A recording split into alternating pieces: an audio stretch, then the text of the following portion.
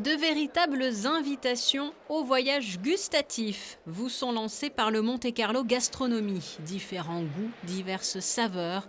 Au fil des allées, notre regard et notre odorat sont sollicités par des produits locaux, d'autres plus lointains. À quelques semaines de Noël, le rendez-vous tombe à pic.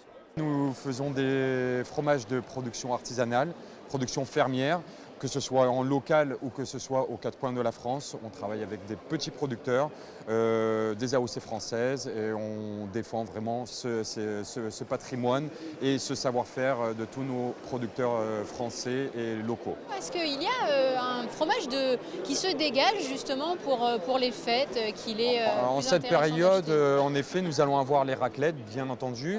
Le Mont d'Or, ça y est, la saison a démarré. Donc les Monts d'Or donc, dans leur boîte, qu'on met au four une quinzaine de minutes, c'est un régal. Et puis les fondus, en effet. Donc on est en pleine dans cette saison avec les froids qui sont arrivés. Donc ça plaît beaucoup. C'est notre premier salon Monte Carlo Gastronomie. On s'est décidé un petit peu ensemble sur un coup de tête à se dire allez on y va. Et donc j'ai dit je t'accompagne. Et voilà, nous voilà aujourd'hui ici à présenter notre Roquefort au travers de sa belle maison. Alors le roquefort, j'allais vous dire, il se déguste comment? Parce que c'est vrai qu'il y a certaines personnes, des fois, qui disent ah, c'est justement trop fort, donc Alors, je le tente pas. Tout Mais... naturellement, alors nous justement on a un équilibre entre la force et l'onctuosité. Donc vous pouvez juste le manger au couteau pour le découvrir. Après vous pouvez le faire pain de seigle, pain en raisin, pain aux noix, une bonne baguette, une petite tartine au four si vous voulez, et c'est juste génial. Depuis vendredi matin et jusqu'à lundi, les producteurs, les professionnels, les associations et même les chefs directement vous plongent dans un univers de recettes gourmandes à manger et à boire. Nous, on avait l'habitude du limoncello, mais maintenant, il y a aussi le moricello, c'est ça? Exactement. Le moricello, je me suis amusé à faire le mariage du morito et du limoncello. Je voulais avoir une boisson en digestif, un digestif qui est la texture du limoncello, mais qui est le goût du morito.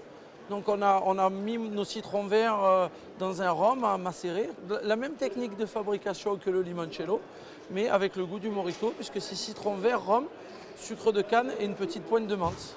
Alors le goût se décline, je le vois aussi en gelée, c'est ça? Alors oui, on a créé il y a 2 ans la liqueur de morito et il y a un peu plus longtemps la gelée de morito.